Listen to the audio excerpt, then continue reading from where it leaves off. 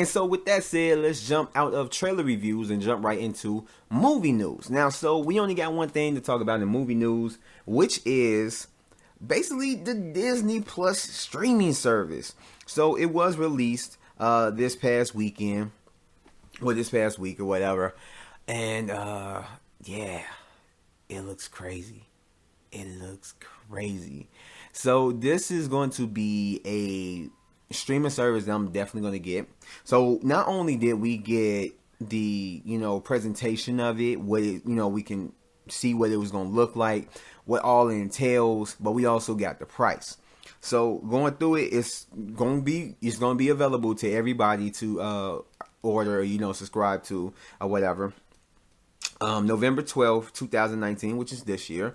And then the price is very low. And I suspect that this price is just going to be like the introductory price. As far as like maybe like a year and a half from now, it's going to probably go up. Probably like $7, $8, maybe 10 or whatever. But this is just to start off. Just to get people in the door, basically. So it's going to start off at $6.99 a month. Or you can pay for a year subscription, which is $69.99.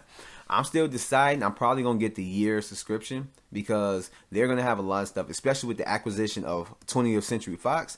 Yeah, they have a lot of stuff that they're going to put up in there. And they basically was talking about some of the stuff that is going to be available right, at launch. And then some of them are going to be added on throughout the weeks and months and, within the year of, it being launched. Like certain stuff is going to be added. So they're not just giving us everything at one time. But I mean, you gotta think, like, this is a lot to take in because not only are you getting stuff from Disney, but you're getting everything. You're getting stuff from the Disney Channel. You're getting all their old movies. You're getting new movies. You're getting old shows, new shows. And I mean, like, I don't mean just like new shows. I mean like shows that are like literally created just for the streaming platform service.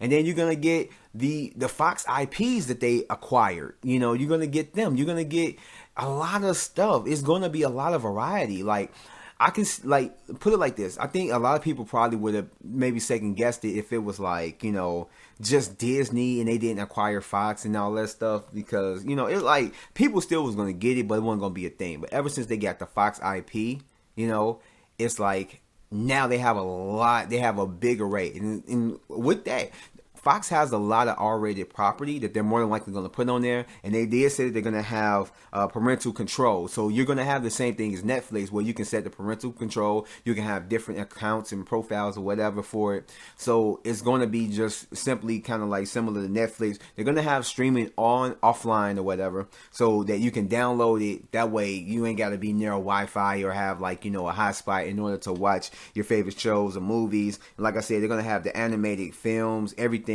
from just their classics to the whole entire Pixar library, as well as the shorts that Pixar has put out. And then the Mandalorian, that show is going to premiere at launch. So yeah, and then you're gonna have the other Star Wars. And yeah, the Mandalorian is a Star Wars show, and then they're gonna have another Star Wars show starring Cassian Andor, which is the character from off of Rogue One. The I guess you could say the main male character in the movie. And then they're gonna have a What If series, like a Marvel animated film, like basically what if this happened, blah blah blah, kind of like an Elseworlds type of show, like how they kind of have it in the comic books is going to be like that. And I think the first episode is going to be what if Peggy Carter took the super soldier serum instead of Steve Rogers. So they're going to have like shows like that, but it's all going to be animated and everything else. None of that is going to be live action. As well as they're going to have a Lady and the Tramp series, a Monsters Inc. series, and a High School Musical series. And they're going to have content from National Geographic with a new show called The World According to Jeff Goldblum. And I love that.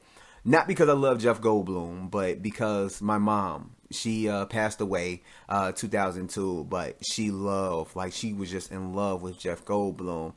So I can only imagine how she would have reacted, just hearing about this. I can imagine me just going to her and being like, oh, Mom, when Disney streaming service come on, they're gonna have a Jeff Goldblum show called The World According to Jeff Goldblum and stuff. So I can just imagine that's just the one thing that went through my mind. But yeah, they got shows like that. Like I said, they're gonna have the Disney Channel original shows as well as the original movies. They're gonna have The Simpsons on there. They're going to have The Simpsons on there, and it's a lot of stuff that they're gonna have on there as far as the streaming service. And if you would be stupid not to try to get this, you would be like, I ain't gonna say stupid, but this gonna put them at direct competition with Netflix.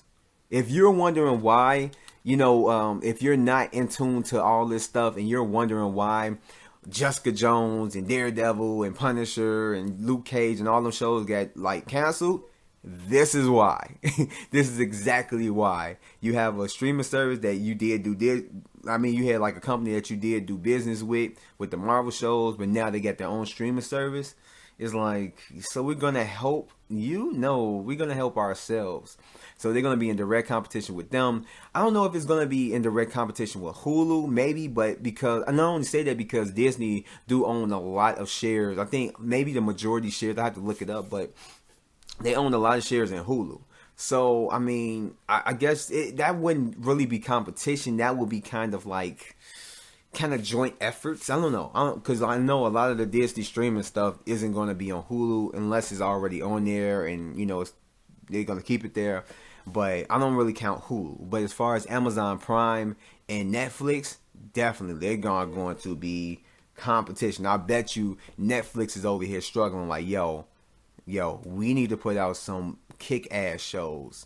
And more than likely, I wouldn't be surprised if they did basically a thing with, tried to do something with DC or another comic book thing, because DC already got their own streaming service. So they're going to try and do something. So I don't know, but this looks promising. It looks promising. It looks really good. I am definitely going to go get it.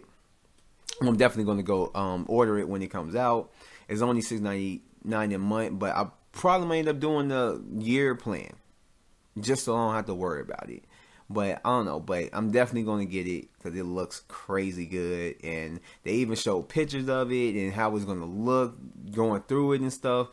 Yeah, it looks dope. It really does. Can't wait for that to come out.